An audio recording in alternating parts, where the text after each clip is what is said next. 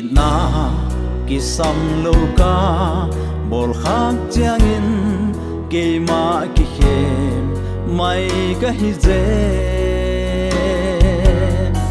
kan hi symbol ding te man siang sak lo hialin bang hangin e ki sam lo a ka buai gi ge i Pallai ni te zat dan siam a phamo lua hi lei tung go man pha khol khom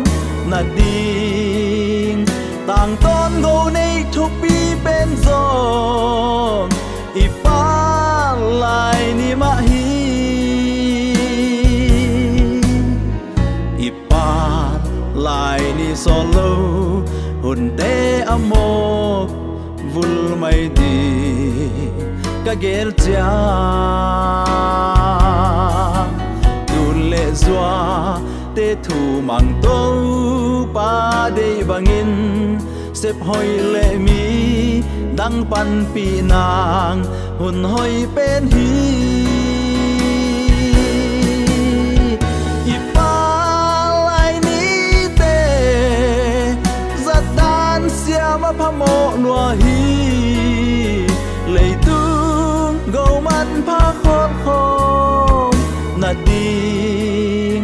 tang ton go nei thu pi ben zong i Pallai ni ma hi i Pallai ni te zat dan siam a phamo lua hi